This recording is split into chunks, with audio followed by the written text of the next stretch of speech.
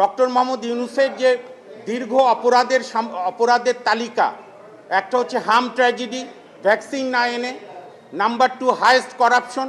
Even doctor ইউনূসের বন্ধু doctor Iftekharuzzaman বলেছে ইউনূসের আমলে 45% বেশি টাকা পাচার হয়েছে সুইস ব্যাংকে।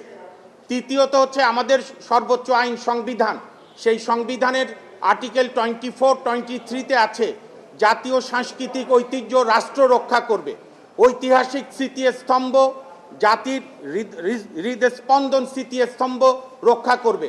ইউনূসের আমলে আমরা দেখেছি মুক্তিযুদ্ধের সমস্ত স্তম্ভকে মবের মাধ্যমে সে ভাঙিয়ে দিয়েছে। 32 নম্বর বাঙালির আতুর ঘর, ওটি শেখ হাসিনার শুধু বাবার বাড়ি না, ওটি আমার বাড়ি, আপনার বাড়ি, সবার বাড়ি, আমাদের মুক্তিযুদ্ধের আতুর ঘর। সেই ঘরে তারা আপনার বুলডোজার দিয়ে আঘাত করেছে, আর্টিকেল 24-এর ভায়োলেশন। এবং ইউনূস সাহেবের বিরুদ্ধে অভিযোগের অন্ত নাই।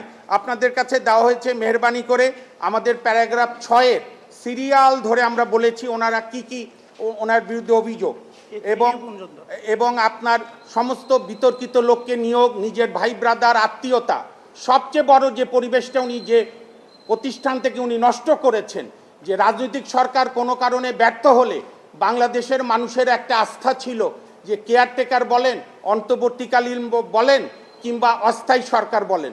90-এর গণঅভ্যুত্থানের পর আমরা শাহাবুদ্দিন সাহেবকে দেখেছি সাফল্যের সঙ্গে সরকার পরিচালনা করেছে।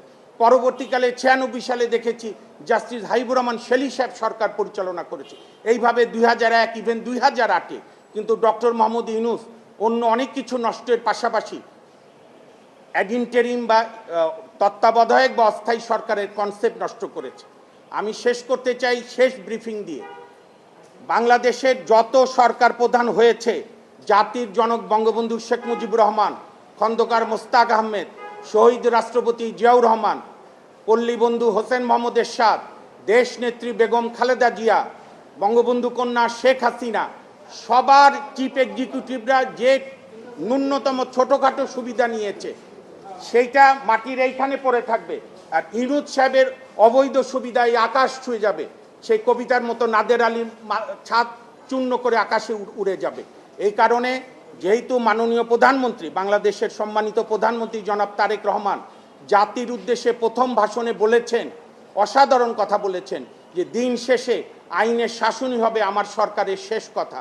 আর আইনের শাসনের পূর্ব শর্ত হচ্ছে যে কোনো অভিযোগ উঠলে একটি নিরপেক্ষ ইনকোয়ারি করা।